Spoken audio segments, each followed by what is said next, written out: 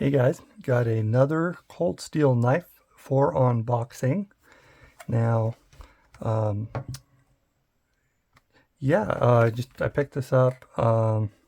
Guess I got it cheap on for Black Friday. It's a little bit cheaper, so I ended up picking it up. But I also got a lot of other knives coming because of Black Friday. So when those actually show up, I'll have to open them. But we'll see when I actually get to unboxing them and posting everything. But do got a few more knives coming that are not Cold Steel, but actually other brands. So those will be exciting to get because I've been buying a lot of Cold Steels lately. So we get to get something other than Cold Steel. Although there's no doubt that Cold Steel makes some pretty cool knives. So anyways, let's get to this knife. Let's crack her open, but we'll go ahead and open it with this knife right here. This right here is actually a custom made knife I had made for me when I was in Chile.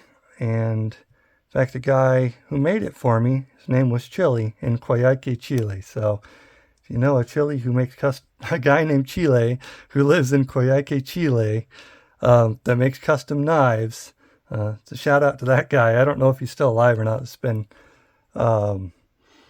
I don't know, was 2011, so it's been a long time. So he's probably, and he was a little bit older if I remember right. He was like probably like 60 or so, but so I mean, you never know. I mean, he's probably still alive, but you really don't know. So but he could also just look younger for his age too, though. So that's the thing. It's, you know, age is deceptive in that way. But anyways, go ahead and open up the holdout here. All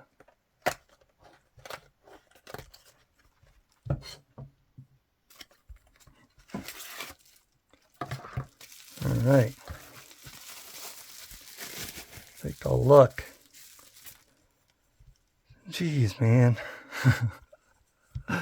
Every time too. Like, it's so deceptive. I'm like, okay, it's going to be big. And then I open it and it's bigger than I'm expecting. And I know, I don't know how. I don't know how. It just never ceases to amaze me that the knives are always bigger somehow than even what I was thinking. Wow. Okay, so that's a real big knife. Okay. See here, not exactly dead on center. It's a little bit off to the left there. You can see, but opens up nice. Sounds good when you open it.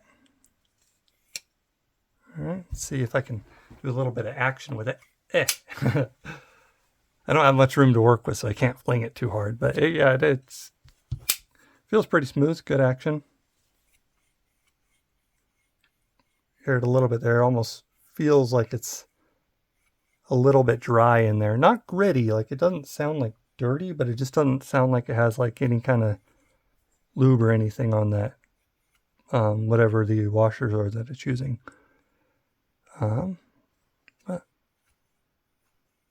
you can kind of hear that. Yeah, cool looking knife. Well, let's put it next to the gigantic, the Counterpoint XL, right? So I got a little stuff on the blade. I was using the knife. I don't know about actually the term using it. I was more like, throwing cardboard boxes in the air and slashing them, playing Ninja, which isn't really using them. It's like tape residue from the boxes, but I wasn't actually doing work with it. I was being reckless. Anyways, when you have a huge knife like this, you feel cool. So you have to, be reckless. It is. There we go. Okay, so that's Counterpoint XL next to the holdout.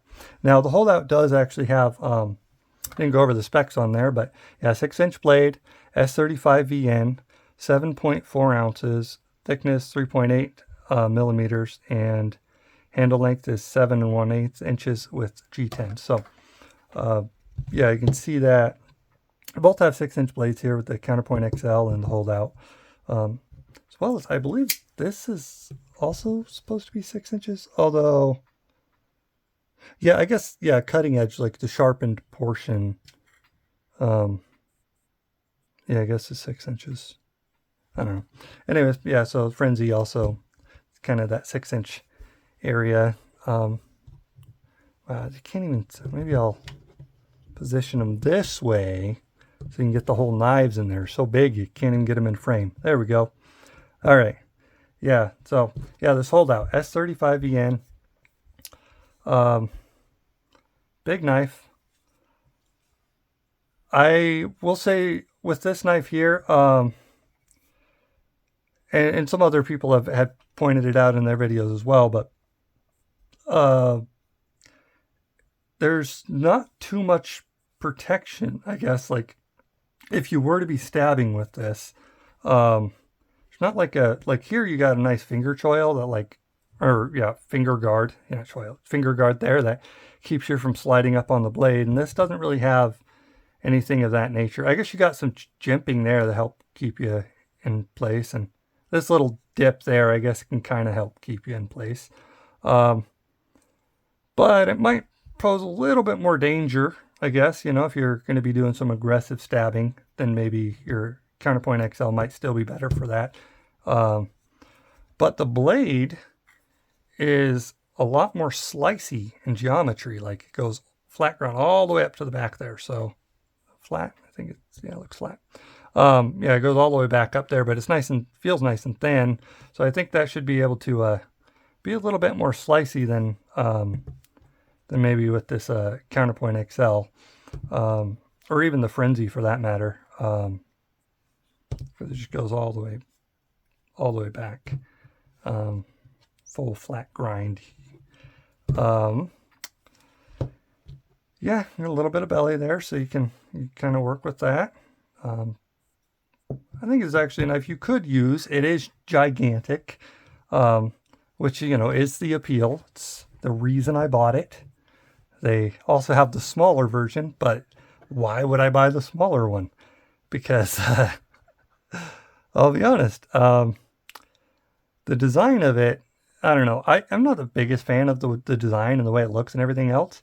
So the biggest appeal for this is the fact that it is huge. So the small one really doesn't have much appeal to me. I don't know. You guys can share what you think about the small one if you have it. But yeah, I really like it for its size because it's so big. It has that kind of cool silliness factor. It also has that beautiful holes where you can cut the end of your pinky off if you want. And it looks like you do get more holes in this one in the handle. So you get your 5 holes, and this one's got the 4, and your Counterpoint 1 just has the 3 holes. So, you're getting the most amount of holes in this holes out. Maybe they should call it the hole out. There's 4 of them. 5 of them. 5 holes. So there you go. All right.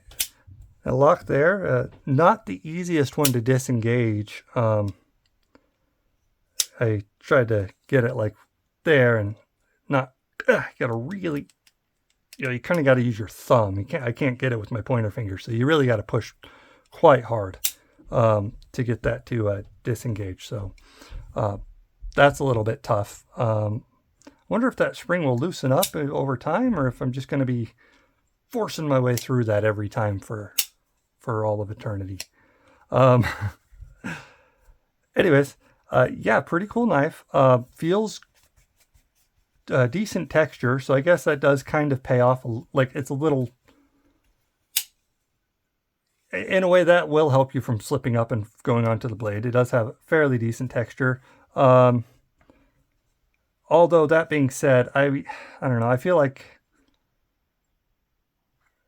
it could actually even have more texture than what it currently does.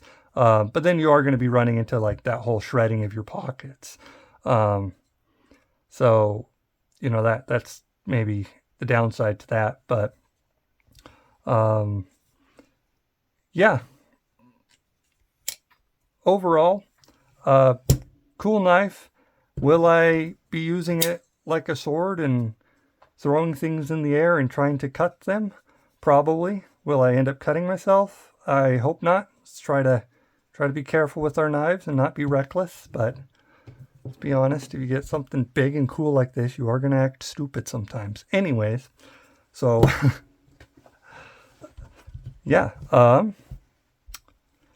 yeah, I think that's pretty much all I got for this this knife right here. Pretty cool little dealio from Cold Steel. So I'll have to play around with that, and then yeah, and stay tuned because we got some more cool knives coming. As I went on a little bit of a spending manic, I guess, on the Black Friday, so we got a few more cool knives coming as well. So, all right, we will see you later. Have a good one. Bye.